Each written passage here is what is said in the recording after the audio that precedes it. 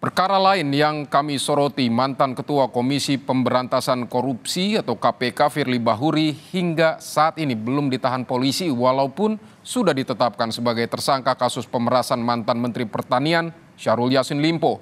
Hal ini pun membuat publik bertanya-tanya, apa yang membuat penyidik dari Polri masih membebaskan Firly Bahuri?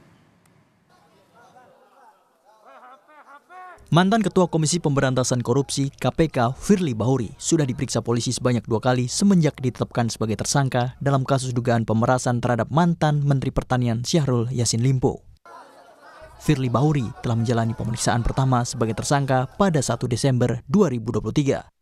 Mantan Ketua KPK ini kembali diperiksa sebagai tersangka untuk kedua kali pada 6 Desember 2023.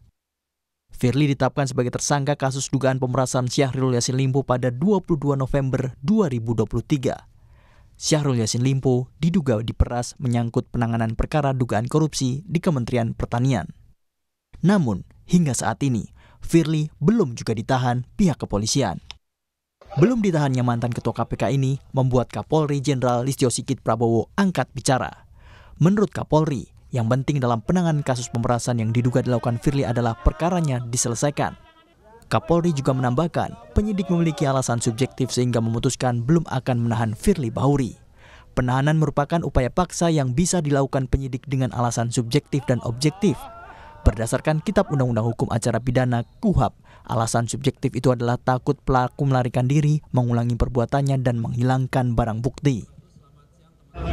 Ya, ikuti saja prosedurnya.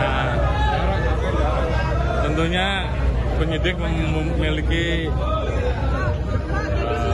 alasan-alasan subjektif.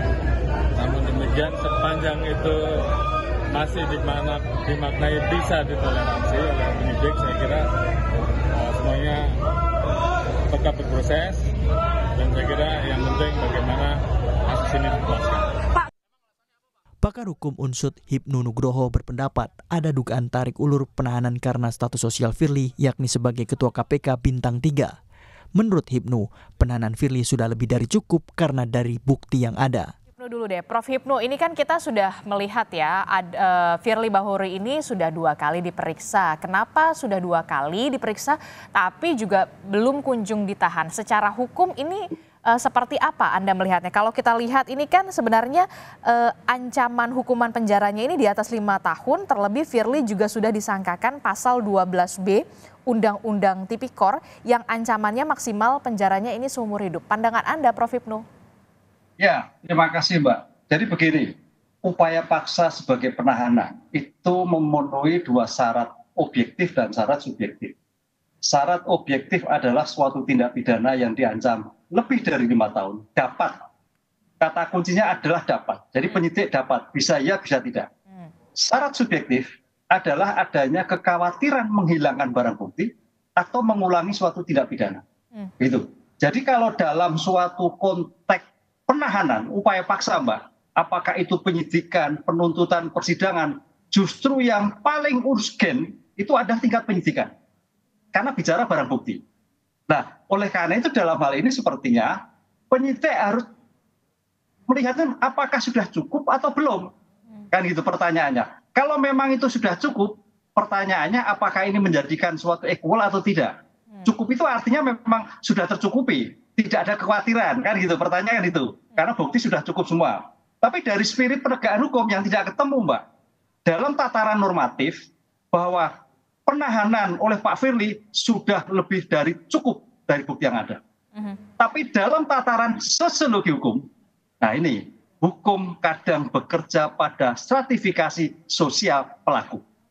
Ini yang menjadikan permasalahan. Karena apa? Pak Firly adalah sebagai Ketua KPK. Bintang 3. Saya melihatnya kok mungkin bintang 3 ini.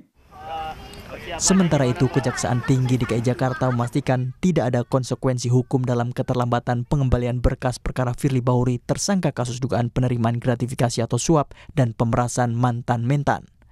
Tenggat waktu pengembalian berkas 14 hari jatuh pada Kamis kemarin 11 Januari 2024. Kejaksaan pun masih menunggu pengembalian berkas perkara, terlebih polisi tengah memeriksa kembali SYL. Tim Liputan Kompas TV.